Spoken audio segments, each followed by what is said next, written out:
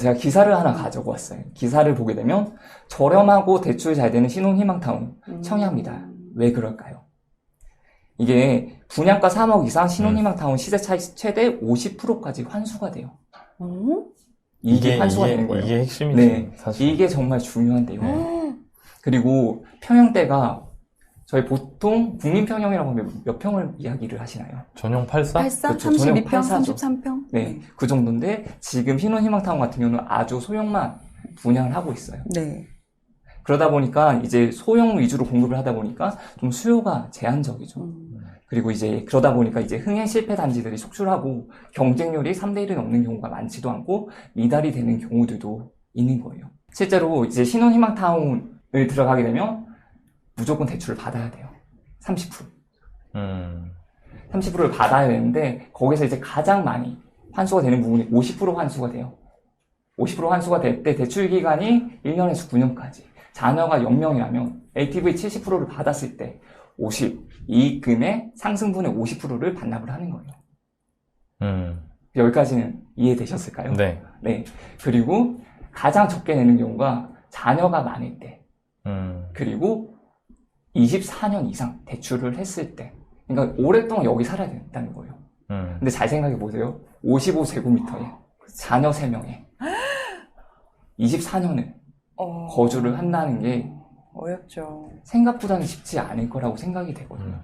그래서 이렇게 오래 거주를 하거나 자녀가 많거나 하는 부분들에 있어서 좀 어려운 점들이 많아요. 그러면 어느 정도의 좀 시세 차익에 대해서 환수가 될 거라는 걸 생각을 하고 들어가셔야 되는 거예요. 대신에 대출은 70%까지 되니까 돈이 만약에 정말 부족하신 분들이라면 신혼희망타운에 가셔가지고 이런 좀 인프라를 누리면서 3기 신도시의 그런 인프라를 누리면서 거주를 하시는 것도 나쁜 방법은 아니라고 생각이 듭니다. 물론 만약에 진짜 공공분양도 되고 자격 요건이 되고 신혼희망타운도 자격이 된다 이랬을 때 저는 공공분양 쪽으로 가는 게 더 낫지 않을까라고 생각이 돼요. 코크님은 이거 보시면 어떤 생각 드세요? 우리끼리 얘기 한번 해볼까? 이익을 나눈다고? 싸게 받아서 좋아했는데 그게 논리인 거예요. 네, 시세 대비 싸게 해주잖아. 근데 시세 대비 싸게 주기 때문에 나중에 차익이 생겼을 때 일정 비율을 환수하겠다는 거죠. 그리고 그것도 이제 뭐 자녀가 있는 분들 그리고 여기서 오래 살 분들한테는 차익 환수를 덜 하겠지만 좀 전에 주인이 설명해 주신 것처럼 그게 아닌 경우에는 차익 환수 많이 하겠다 이거잖아요. 저는 이게 보시는 분들 혼란스럽기 때문에 네. 그 의견을 드려야 된다고 생각하는 거예요. 네.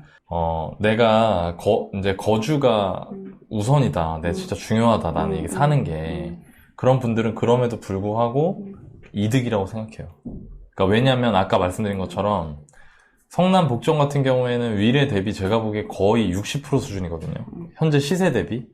그러면 그 60% 수준이면은 거의 그 당첨이 되는 것만으로도 몇 억만큼의 내가 값어치가 늘어나는 거잖아요. 네. 내가 가지고 있는 게.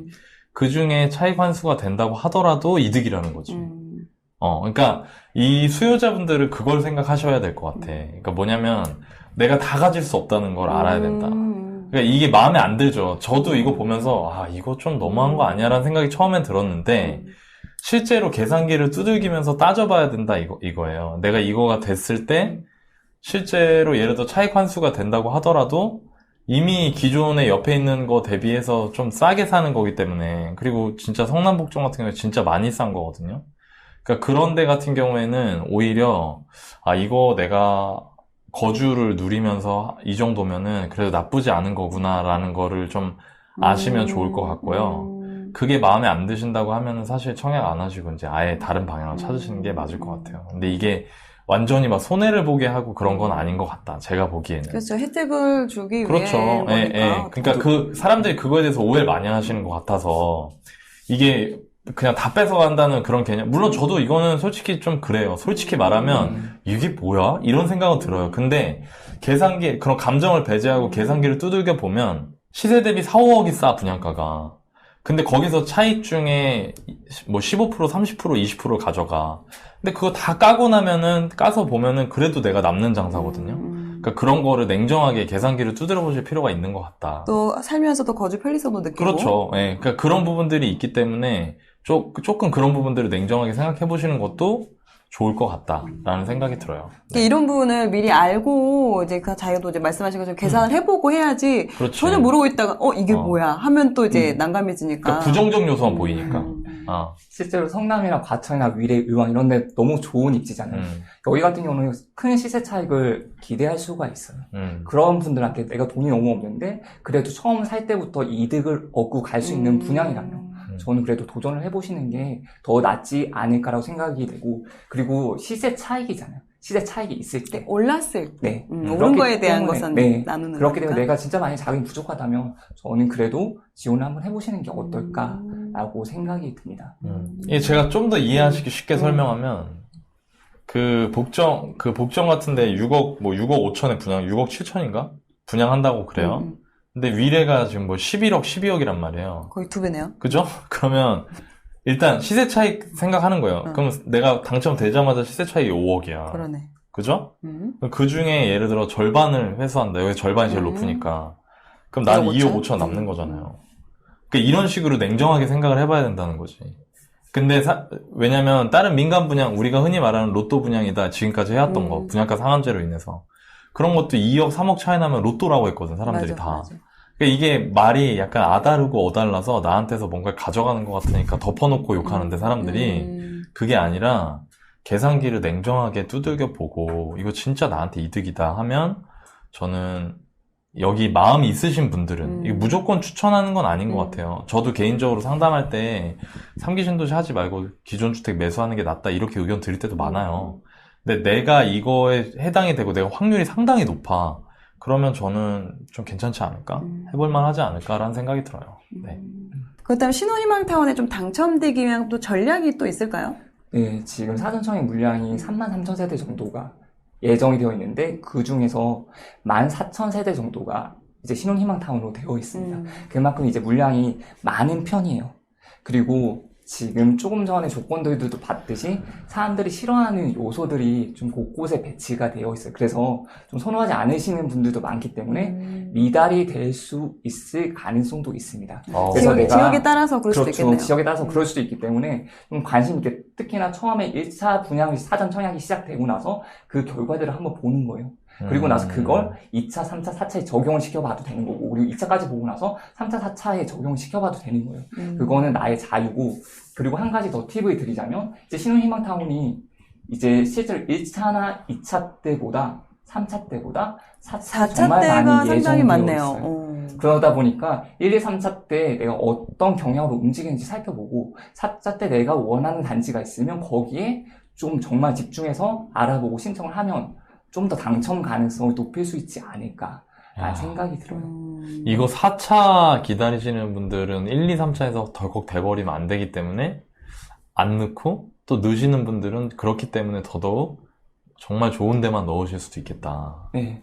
그런 거예요. 과천 중암에 너무 좋잖아요, 과천. 너무 좋죠. 근데 이거에 당첨되려고 하는 사람이 있어요.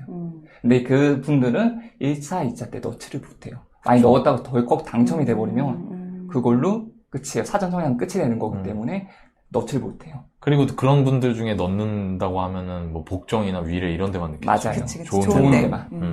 그러면 데만. 상대적으로 좀 떨어지는 데는 오히려 생각보다 지원자가 적을 수도 없고, 그러니까 내가 그 근방에 산다거나 아니면은 내가 어떻게 해서든지 난 되는 게 목적이다 하시는 분들은 그런 거를 잘 눈치를 봐가지고 탁 대학 입시구만. 특히나 과천 중암 같은 경우는 당연히 100%예요. 그러니까 지금 많은 분들, 수도권에 거주하시는 분, 많은 분들은 이제 대규모 택지 공급 지구를 잘 살펴보시는 게 좋아요. 그래서 이거 하남 묘산, 이렇게 남양주 왕수, 부천 대장지구, 그리고 고양 창릉, 부천 역곡 이런 부분들을 다 찾아보시고 내가 어느 쪽에 지원했을 때 당첨 가능성이 높아질지를 잘 살핀 다음에 그 다음에 지원을 하시는 게 내가 당첨 확률을 좀 더 높일 수 있는 방법이 되는 거죠. 오늘 유익하네. 네, 좋습니다. 왜냐면 되게 관심 많으시는데 정확하게 이걸 또 다 알려주는 데가 또 많지는 않거든요. 네. 궁금은 하지만 이렇게 또 주인님께서 또 풀어서 설명해 주시니까 좋을 것 같고. 그럼 지금 3기 신도시를 또 준비하는 분들께 좀 조언을 한마디 해준다면 어떤 게 있을까요? 네, 3기 신도시 같은 경우는 수도권에 내 집 마련을 할 때 저렴하게 내 집 마련을 할 수 있는 한 가지 방법이라고 생각해요. 이제 사전 청약 한다고 해서 내 청약 통장을 사용하는 게 아니에요. 내 청약 통장 그대로 살아있는 거기 때문에 사전 청약이 된다고 하더라도 내 청약 통장을 가지고 다른 것도 할 수가 있고요. 아니면 내가 가지고 있는 자금을 가지고 다른 곳에 아파트를 매수를 하거나 주택을 매수할 수도 있는 거예요. 그 플랜을 정말 잘 세우셔야 돼요. 내 포트폴리오가 어떤 건지에 따라서 정말 미래가 바뀔 수가 있는 부분이 있거든요. 그래서 처음에 당첨됐다고 하더라도 그 뒤 플랜을 생각을 하시고 당첨이 되지 않았다고 하더라도 실망하지 마시고 어차피 기회는 많이 있습니다. 그 기회를 더 잘 찾아보시는 게 좋을 것 같아요. 아, 요즘에 그냥 3기 신도시 해야 돼요, 집 사야 돼요, 이런 고민 하시는 분들이 많은데 그런 질문도 상당히 많이 받으시죠. 엄청 많이 받죠. 예. 제 구의조 월보에 또 그런 질문이 많이 맞아요. 오잖아요. 그래서 오늘 이 3기 신도시에 대한 내용이 또 알아야 판단할 수 있지 않겠습니까? 그렇죠. 그거를 주인님이 오늘 너무 잘 정리를 해주셔가지고 내 행동에 결정적 영향을 줄 수 있을 만큼 핵심적인 사항을 알아야 되니까. 맞아요. 예, 대부분 사람들이 그냥 덮어놓고 욕만 하잖아요. 근데 그러면 나한테 별로 도움되는 게 별로 없거든요. 맞아. 그럼 또 괜히 분위기 휩싸여서 정말 더 좋은 게 있는데 그거 알아보면은 그러니까, 그러니까 장단점이 있는데 이 그 단점에 너무 치우쳐가지고 내가 취할 수 있는 그 장점을 못 보는 그러니까 경향들이 나는 상당히 그럴까봐 있는데 되게 안타까워. 그 부분을 어. 장단점이 있지만 장점도 있고 이 부분에 대해 좀 더 우리가 한번 더 생각해 볼 여지가 있다라고 그렇죠. 말씀을 해주셔서 네. 오히려 판단하시는 데 있어서 더 도움이 되지 않을까라는 생각이 듭니다. 그리고 많은 기사에서 좀 자극적인 기사를 많이 맞아. 쓰는 맞아. 아, 왜 그래? 클릭수. 그쵸. 그런 걸 보다 보면, 아, 3기 신도시는 너무 안 좋은 거다. 사전 청약 안 좋은 거다라는 부정적인 생각이 빠지기 쉬운데, 저는 이거야 말로 그냥 해보면 되는 거예요. 그냥 이게 하지 않을 필요성이 없기 때문에, 한번 좋은 기회를 노려보셨으면 좋겠습니다. 그럼 3기 신도시 그 신혼희망타운 비중은 어느 정도 되나요? 실제로 신혼희망타운 사전 청약을 하는데, 그 비중이 전체 물량의 반 정도가 돼요. 그렇기 때문에 상당히 많은 부분을 차지를 하고 있습니다. 여기에 해당하시는 분들은 그래도 좀 좋은 기회가 될 수 있지 않을까. 어차피 물량이 많다 보니까. 근데 반면에 단점들도 있어요. 그 단점들도 제가 말씀을 드리도록 하겠습니다. 네. 그중 가장 큰 단점 중에 하나는 분양을 하는데 거기 물량 자체에서 사이즈가 작다는 거예요. 분양 평형이 작아요. 지금 대부분 물량이 55제곱미터 그리고 42제곱미터 이렇게 두 평형으로 되어 있습니다. 그러다 보니까 신혼들이 들어가 살더라도 좀 면적이 적은 건 있는 거죠. 정말 신혼을 살 수 있게끔 단둘이. 그러니까 이 감이 안 잡히실 수 있으니까 42제곱미터면 그냥 우리 흔히 구축 아파트로 18평, 19평 뭐 요 정도라고 보시면 될 것 같고요. 5구가 우리가 흔히 알고 있는 이제 24평, 25평 이런 거니까. 그러니까 전용으로 40이면 40원절이면 10평대 후반, 50원절이면 21평 정도 되는 맞아요. 거. 5구 정도 되는 거는 24평 정도 24평. 되는 거라고 생각하시면 될 것 같아요. 네. 네. 그래서 가장 큰 평형이 21평에서 22평 정도라고 아, 생각을 작다. 하시면 됩니다. 좀 작네, 진짜. 그래서 그런 부분들이 조금 좀 마이너스가 되는 요소가 아닐까 생각이 돼요. 또 그러면 3기 신도시 사전 청약 중에 그러면 이런 신혼 희망타운 어느 그 자격 요건이 또 중요할 것 같아요. 네, 신혼부부 가능해요. 혼인기간 7년 이내 또는 6세 이하의 자녀가 있으신 분들은 이제 지원 가능하고요. 그리고 예비 신혼부부 가능합니다. 이제 여기서 모집 공고일로부터 1년 이내에 혼인 사실을 증빙할 수 있는 자료가 있으면 돼요. 대신에 이 자료를 증빙하지 못한다면 취소가 될 수 있겠죠. 그리고 한부모 가족, 6세 이하 자녀가 있는 분도 가능합니다. 그리고 입주자 선정 방법을 조금 더 자세히 보도록 할게요. 여기 이제 지원을 하시는 분들이 많으실 수 있으니까 일단 우선 공급을 30%예요. 앞에서 말씀드린 자격 조건에 해당하시는 분들 중에서 우선순위 30%를 공급을 하는데 이때 세 가지를 봅니다. 가구 소득이랑 거주 기간, 그리고 주택 청약, 납입 횟수를 보는 거예요. 그래서 70% 이하라면 이제 가구당 월 평균 소득 비율이 70% 이하라면 3점이에요. 배우자 소득이 있는 경우는 80% 이하예요. 이게 어느 정도 어떤 거 대비예요? 저게 어떤 거 대비 70%예요? 가구당 월 평균 도시 근로자. 가구당 월 평균 소득이 되는 거예요. 그래서 70% 정도 수준이 어떤 거냐고 본다면 3인 이하. 3인 이하로 봤을 때 422만 원. 그리고 맞벌이라고 한다면 480만 원 정도가 돼요. 4인 가구라고 하면 거의 500만 원 정도. 그리고 맞벌이라고 한다면 567만 원 정도가 돼요. 이 정도의 소득을 가지고 있으신 분들이라면 3점을 받으실 수가 있는 거예요. 그리고 해당 시도 연속 거주 기간이 2년 이상. 이거 같은 경우는 연속으로 살아야 돼요. 어디 이사를 갔다 다시 온 거는 플러스 합계가 안 되는 거예요. 그렇기 때문에 연속으로 얼마나 오랫동안 거주했느냐를 보는 거고, 그리고 주택, 청약, 종합저축, 납입 인정 횟수가 24회 이상이면 3점이 되는 거예요. 근데 이 점수 같은 경우는 대부분의 많은 분들이 만점을 받으실 그렇죠. 수가 있어요. 그래서 여기에 이제 1순위에서 이제 떨어지게 되면 2순위로 넘어가는 거거든요. 2순위는 조금 더 조건이 늘어납니다. 근데 여기 다 해도 12점이 만점이에요. 여기 하나 더 늘어나는 게 이제 미성년자 자녀 수예요. 여기 3명 이상이면 3점이에요. 좀 많아야 되죠. 그리고 무주택 기간이 3년 이상이면 3점. 해당 시도 연속 거주 기간이 2년 이상이면 3점. 그리고 주택 청약, 종합저축, 납입 인정 횟수가 24회 이상이면 3점이에요. 그럼 몇 점 이상 정도면 그래도 좀 안전하다고 볼 수가 있을까요? 10점? 10점. 맞아요. 어떻게 이렇게 다들 잘 알고 계시는지. 그냥 느낌적 느낌이랄까? 네, 10점 이상이면 그래도 여기서 지원을 하셨을 때 좀 안전권이라고 볼 수가 있어요. 아마 10점 언저리로 좀 자격 요건이 되지 않을까 생각이 됩니다. 현실에서는 미성년 자녀 수가 1명인 분들이 많기 때문에 그렇죠. 맞아요. 나머지가 다 만점이고 자녀만 1점이면 딱 10점 정도 될 그러네. 거고 네. 자녀가 2분인 경우는 11점. 그리고 정말 이제 그 다자녀를 3명 이상이신 분들만 만점이 나오니까 만점이 많지는 않겠네요. 네, 맞아요. 자녀 수에 따라서 자녀 좀 수가 의미가 핵심인 것 그렇죠. 같아. 나머지는 거의 비슷비슷하실 것 같고. 네. 그래서 자녀 여기가 수. 더 플러스가 된 거예요. 네. 그리고 사전청약 희망타운의, 신혼희망타운의 추정 분양 가격을 보게 되면, 여기가 가격이, 네, 저렴하진 않아요. 인천 계양 같은 경우가 5제곱미터가 3억 3,900이에요. 그리고 남양주 신접이 이제 55제곱미터가 3억 2천, 3억 3천 정도가 돼요. 진접이.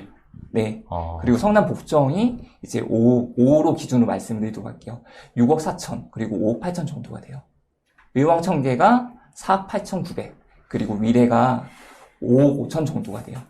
이 정도 분양가 딱 이렇게만 보면 이게 싼지 비싼지 어렵잖아요. 그래서 공공분양이랑 한번 비교를 한번 해봤습니다. 일단 남양주 진접 같은 경우에 똑같은 평형대는 없어요. 근데 5구 같은 경우가 3억 5천이에요. 남양주 진접에서. 근데 여기 같은 경우는 5가 3억 1천이죠. 그리고 여기 5일제곱이 3억 정도가 돼요. 어디 5일제곱이? 네, 남양주 진접. 진접에 5일제곱이 3억 정도가 돼요. 음. 봤을 때 신혼희망타운 같은 경우는 조금은 어떻게 보면 신혼이신 분들한테 희망을 주기 위해서 조금 더 저렴한 금액으로 공급을 하기 위해서 이제 지어졌다고 보는데 생각보다 금액 자체는 싸지 않은 거예요. 그렇기 때문에 좀 많은 분들이 여기서 고민을 한번 해볼 것 같습니다. 공공분양 대비 많이 싸지 않다. 네, 그 맞아요. 말이죠. 네. 거의 그냥 그 가격인데? 비슷한 것 네, 같은데요? 비슷하다고 볼 네, 수가 그러니까 뭐 있어요. 제곱미터당 가격 이렇게 환산하면 거의 비슷한 평당가로 것 하면? 같아. 예, 네. 비슷할 것 같네요.